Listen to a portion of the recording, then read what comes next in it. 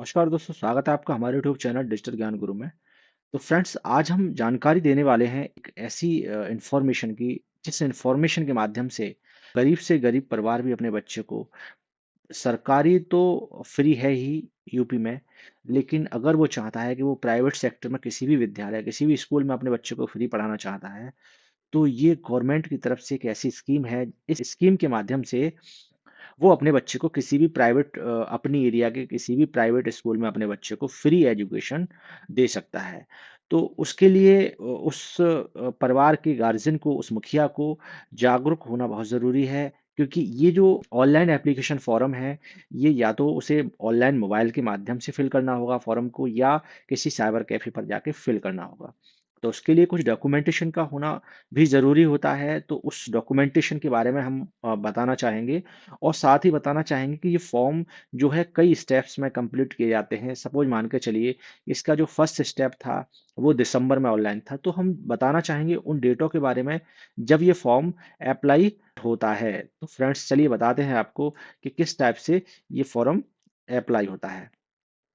तो इस फॉर्म को अप्लाई करने के लिए प्रथम, द्वितीय, तृतीय और चतुर्थ 4 चरण हमारे दिए गए हैं, जब आवेदक या अपने बच्चे का फॉर्म अप्लाई कर सकता है। तो इस फॉर्म को अप्लाई करने के लिए जो प्रथम चरण था, वो 1 दिसंबर 2024 को इसका आवेदन प्रक्रिया स्टार्ट हो चुकी थी, और वो जो प्रक्रिया थी वो 19 दिसंबर 2024 तक चली। उसके बाद में फ्रेंड्स, जो बेसिक शिक्षा अधिकारी द्वारा आवेदन पत्रों का सत्यापन जो किया गया था एवं लॉक करने की अंतिम तिथि थी, वो 20 दिसंबर से 23 दिसंबर तक रखी गई थी। उसके बाद में ये जो एडमिशन होते हैं फ्रेंड्स, वो होते हैं लॉटरी के माध्यम से। लॉटरी निकालने की तिथि जो थी वो 24 दिसंबर थी, और बच्चों के प्रवेश हेतु गैर सहायक मान्यता प्राप्त निजी विद्यालयों के आवंटन की सूची जारी करने का दिनांक वो 27 दिसंबर था। फ्रेंड्स, तो ये वो स्कूल होते हैं जो प्राइवेट स्कूल होते हैं, और इनका जो फीस का जो पूरा प्रोजेक्ट होता है, वो गवर्नमेंट की तरफ से फीस इन प्राइवेट स्कूल्स को दी जाती है। तो फ्रेंड्स, दूसरा जो हमारा चरण है वो 1 तारीख से स्टार्ट हो चुका है, और इसका जो अंतिम तिथि है वो 19 जनवरी 2025 तक है। इस तिथि तक आपको अपने बच्चे का आवेदन करवा देना है किसी भी ऑनलाइन सीएसपी पॉइंट से, या ऑनलाइन साइबर कैफे से, या खुद के मोबाइल से भी आप लोग अप्लाई कर सकते हैं।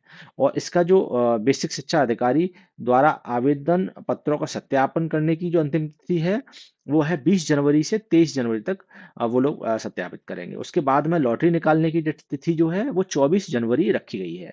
उसके बाद जो स्कूल में लिस्ट जारी की जाएगी वो 27 जनवरी तक जारी कर दी जाएगी। तृतीय जो चरण चलेगा वो 1 फरवरी 2025 से लेके 19 फरवरी 2025 तक चलेगा, और इसमें जो 20 फरवरी से लेके और 25 फरवरी तक जिला बेसिक शिक्षा अधिकारी द्वारा सत्यापन किया जाएगा। उसके बाद में लॉटरी जो चलेगी, वो हमारी 24 फरवरी को लॉटरी खोली जाएगी, और उसके बाद में विद्यालयों में जो आवंटन होगा, वो 27 फरवरी तक हो जाएगा। चतुर्थ जो हमारा चरण चलेगा, वो 1 मार्च से लेके और जो है 19 मार्च तक चलेगा। 1 मार्च 2025 से लेकर 19 मार्च 2025 तक चलेगा। उसके बाद में जो बेसिक शिक्षा अधिकारी द्वारा आवेदक पत्रों का सत्यापन जो होगा, वो 20 मार्च से लेके और 23 मार्च तक होगा।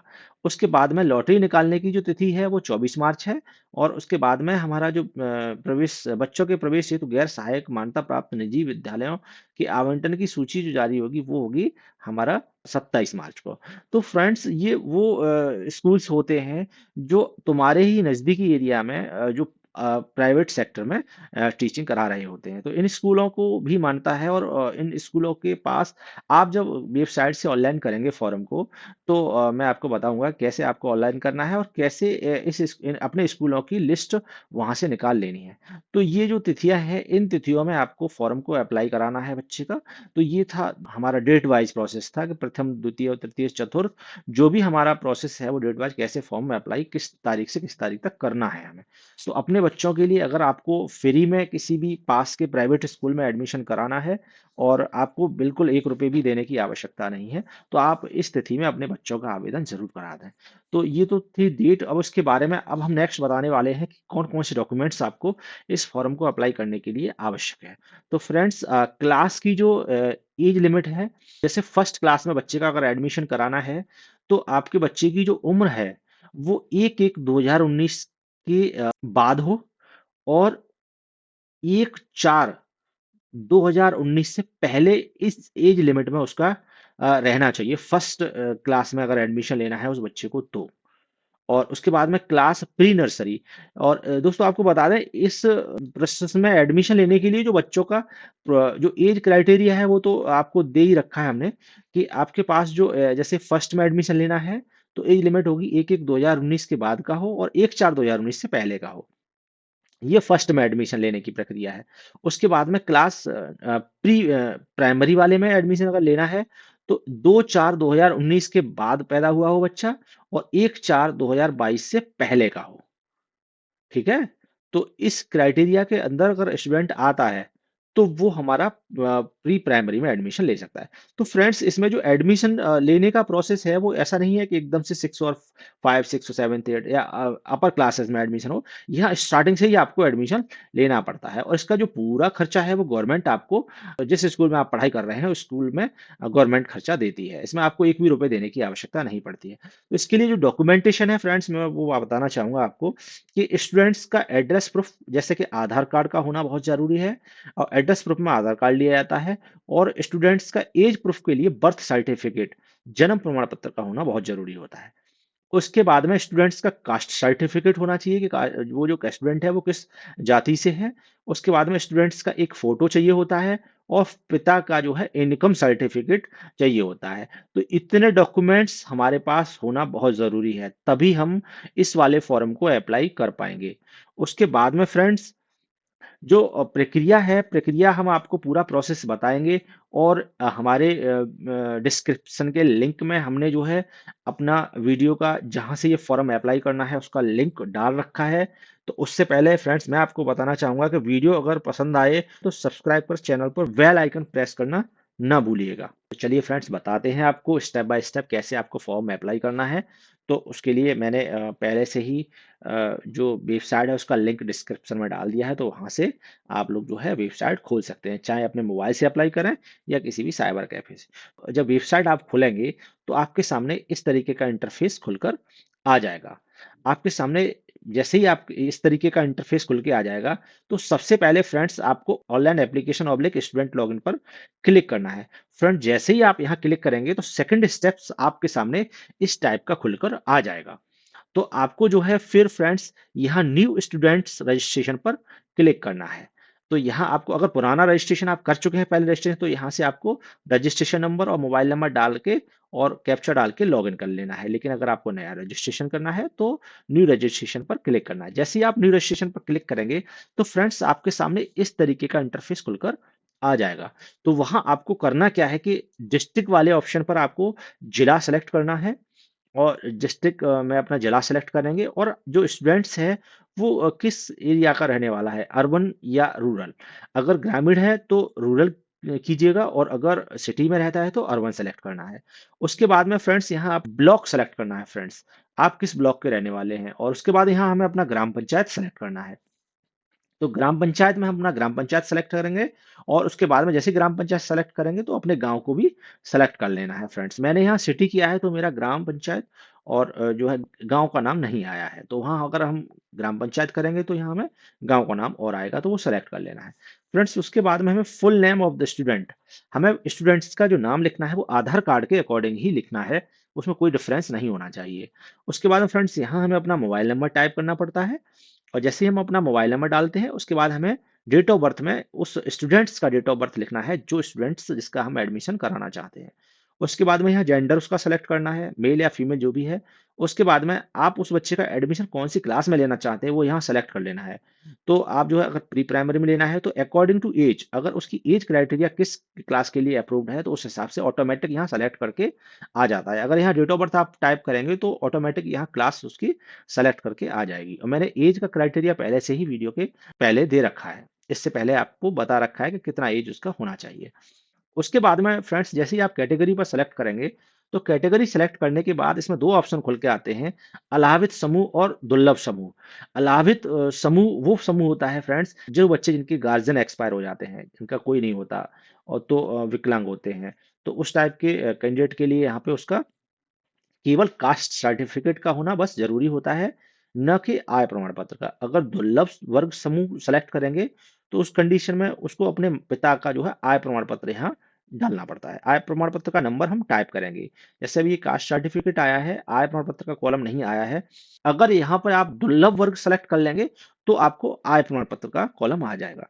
तो दुर्लभ का मतलब होता है गरीब परिवार से रहने वाले हैं, और उनका आय प्रमाण पत्र पिता का डालना ज़रूरी होता है। लेकिन जो अलाभित समूह है, उसमें ऐसे बच्चे होते हैं जिनका माँ-बाप एक्सपायर हो जाते हैं, या जिनका मतलब कोई होता ही नहीं है, तो वो लोग जो है केवल अपना जाति प्रमाण पत्र यहाँ अपलोड करते हैं। उसके बाद में अगर आपके पास जुड़वा बच्चों के पंजीकरण के लिए चेक बॉक्स पर क्लिक करें। अगर जुड़वा बच्चे हो तो चेक बॉक्स पर क्लिक करना है, नहीं तो आपको कैप्चा डाल के और रजिस्टर पर क्लिक करना है। जैसे ही आप रजिस्टर पर क्लिक करेंगे, तो क्लिक करने के बाद रजिस्ट्रेशन नंबर लिख के आ जाएगा, स्टूडेंट्स का नाम लिख के आ जाएगा, और नाम के बाद में जिला ऑटोमेटिक लिख कर आ जाएगा, और उसके बाद में एरिया टाइप में आपका एरिया लिख के आ जाएगा कि आप रूरल से हैं या सिटी से कहाँ से हैं। उसके बाद में फ्रेंड्स यहाँ टाउन लिख के आ जाएगा। टाउन लिखने के बाद ग्राम पंचायत भी ऑटोमेटिक टाइप करके आ जाएगी। तो उसके बाद डेट ऑफ बर्थ हमने जो टाइप की थी वो लिख के आ जाएगी। यहाँ हमारा मोबाइल नंबर आ जाएगा, और मोबाइल नंबर के बाद यहाँ जेंडर आ जाएगा, यहाँ क्लास आ जाएगी, जिस क्लास के लिए हमारी एज थी, ऑटोमेटिक यहाँ लिख के आ जाती है। स्टूडेंट का कैटेगरी लिख के आ जाएगा। अगर वो हमने दुर्लभ लिखा है, तो हमारे इनकम सर्टिफिकेट का नंबर यहाँ लिख के आ जाएगा, और इनकम सर्टिफिकेट को हमने वहाँ पे जैसे ही हम अटैच करेंगे, तो वहाँ पे हमें अपलोड भी करना पड़ता है। जैसे रजिस्ट्रेशन में हमने नंबर डाला ना आय प्रमाण पत्र का, तो वहाँ हमें अपलोड भी करना पड़ेगा, तो हमारा आय प्रमाण पत्र भी यहाँ अपलोड होकर आ जाएगा। फ्रेंड्स, अब यहाँ आपको इस रजिस्ट्रेशन का प्रिंट निकाल लेना है पहले तो। आपके पास इस प्रिंट का रखना बहुत ज़रूरी है, क्योंकि नेक्स्ट टाइम पे जब भी हम लॉगिन करेंगे, तो इस प्रिंट की हमें आवश्यकता पड़ेगी, या फिर रजिस्ट्रेशन नंबर को नोट करके यहाँ से रख लेना है। उसके बाद में फ्रेंड्स, जैसे हम प्रिंट निकाल लेंगे, फिर हम जाएंगे complete the form, next step पर।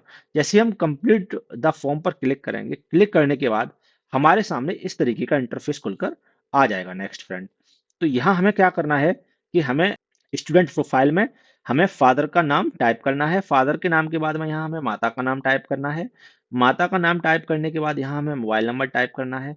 मोबाइल नंबर टाइप करने के बाद फ्रेंड्स, अगर हमारे पास वोटर आईडी होता है गार्जियन का, तो हम वो टाइप कर सकते हैं, नहीं तो ये कंपल्सरी नहीं है, ऑप्शनल है।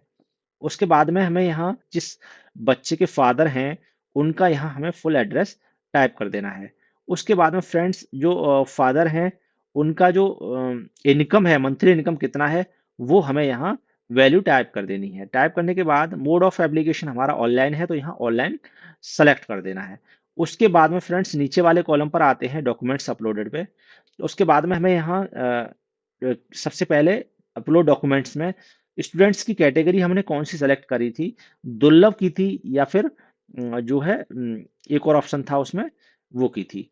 तो अगर दुर्लभ की है, तो दुर्लभ में हमें अपना स्टूडेंट्स का सब कैटेगरी सर्टिफिकेट यहाँ हमें अपलोड कर देना है। उसके बाद में हमें एड्रेस प्रूफ में जो एड्रेस प्रूफ था आधार कार्ड, वो अपलोड कर देना है। उसके बाद में एज प्रूफ में हमें स्टूडेंट्स का एज प्रूफ जैसे कि जन्म प्रमाण पत्र यहाँ अपलोड कर देना है। और फ्रेंड्स, नेक्स्ट यहाँ पे स्टूडेंट इमेज हमें फोटो सेलेक्ट करके click here to upload all image पर क्लिक कर देना है।